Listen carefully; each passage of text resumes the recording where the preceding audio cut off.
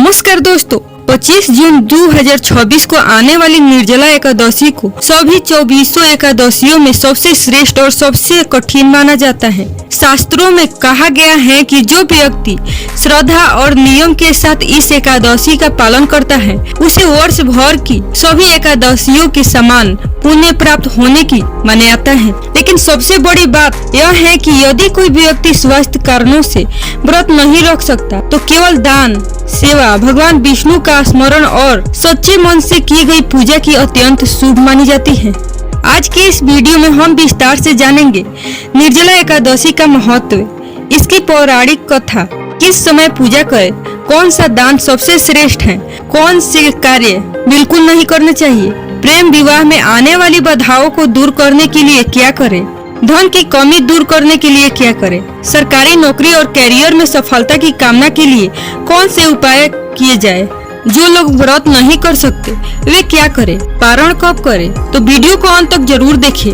लेकिन आगे जानने के लिए वीडियो को लाइक और चैनल को सब्सक्राइब करना बिल्कुल ना भूलें। तो चलिए शुरू करते हैं। निर्जला एकादशी का महत्व। हिंदू धर्म में प्रत्येक एकादशी भगवान विष्णु को समर्पित होती है, लेकिन निर्जला एकादशी का स्थान विशेष माना गया है क्योंकि इसमें जल तक का ग्रहण नहीं किया जाता। मान्यता है कि इस दिन मन, वचन और कर्म से संयम रखने वाला व्यक्ति आध्यात्मिक उन्नति की ओर बढ़ता है। यह केवल भूखे रहने का व्रत नहीं बल्कि क्रोध का त्याग, अहंकार का त्याग, बुरे विचारों का त्याग और भगवान के प्रति समर्पण का दिन माना जाता है। पौराणिक कथा के अनुसार पांडवों में भीमसेन अत्यंत बलवान थे, लेकिन उन्हें अत्यधिक भूख लगती थी। उनके लिए वर्ष में आने वाली सभी एकादशियों का व्रत रखना कठिन था। तब उन्होंने महर्षि व्यास जी से उपाय पूछा। व्यास जी ने कहा, यदि तुम वर्ष के केवल एक दिन निर्जला एकादशी का कठोर व्रत श्रद्धा से कर लो तो सभी एकादशियों के समान पुण्य की प्राप्ति की मान्यता है। तब से इस व्रत को भीमसेनी एकादशी भी कहा जाने लगा। इस कथा का संदेश यह है कि ईश्वर केवल बाहरी कर्म नहीं बल्कि सच्ची श्रद्धा और निष्ठा को देखते हैं। धार्मिक मान्यता के अनुसार यदि किसी युवक या युवती की विवाह में बाधाएं आ रही हो या प्रेम संबंध को सफल और सम्मानजनक विवाह में बदलने की कामना करते हो तो इस दिन भगवान विष्णु और माता लक्ष्मी की संयुक्त पूजा करना शुभ माना जाता है।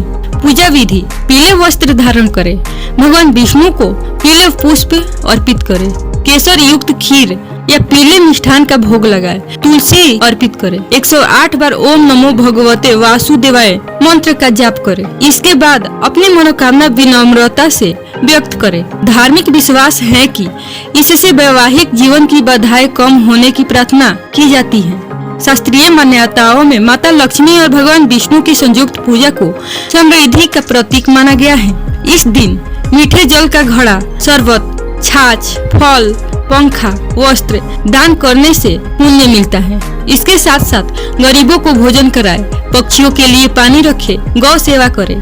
मान्यता है कि दान से पुण्य बढ़ता है और जीवन में सकारात्मकता ऊर्जा आती है। ध्यान रखें कि आर्थिक समृद्धि के लिए परिश्रम, ईमानदारी और उचित वित्तीय योजना भी उतनी ही आवश्यक है। कई लोग मानते हैं कि इस दिन की गई प्रार्थना और अनुशासन जीवन में नए अवसरों के द्वार खोलने में सहायक हो सकते हैं। यदि आप परीक्षा या सरकारी नौकरी की तैयारी कर रहे हैं तो सुबह स्नान के बाद भगवान विष्णु के सामने दीपक जलाएं। इसके बाद संकल्प ले। संकल्प इस तरह ले, हे भगवान, मुझे सत्य मार्ग पर चलने, परिश्रम करने और योग्य बनने की शक्ति दे।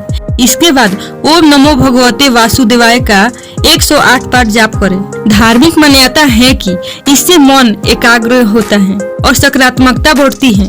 सफलता के लिए निरंतर अध्ययन और तैयारी आवश्यक है। अब आइए जानते हैं जो लोग व्रत नहीं रख सकते वे क्या करें। यदि किसी को बीमारी, कमजोरी या किसी कारण वे व्रत नहीं रख सकते तो वे ये काम कर सकते हैं।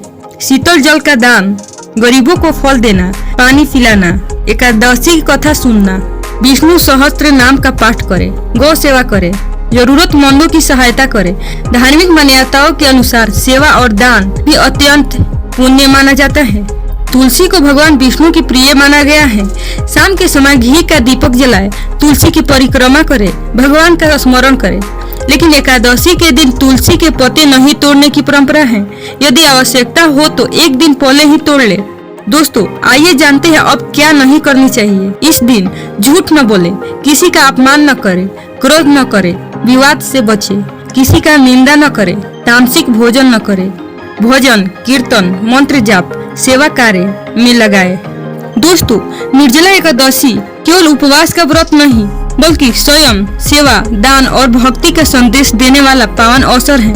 धार्मिक मान्यता है कि इस दिन श्रद्धा पूर्वक की गई पूजा और सेवा से जीवन में शुद्धता, मानसिक शांति और मनोकामनाओं की पूर्ति के लिए ईश्वर का आशीर्वाद प्राप्त होता है। प्रेम, विवाह, आर्थिक उन्नति या कैरियर में सफलता जैसी कामनाओं के लिए भी लोग इस दिन विशेष प्रार्थना करते हैं। किंतु इन फलों के साथ निरंतर प्रयास, सदाचार्य और कर्म भी आवश्यक माने जाते हैं। यदि आपको यह विस्तृत जानकारी पसंद आई हो तो वीडियो को लाइक करें, अपने परिवार और मित्रों के साथ साझा करें और कमेंट में लिखें ओम नमो भगवते वासुदेवाय, ताकि भगवान विष्णु और माता लक्ष्मी की कृपा सभी पर बने रहे।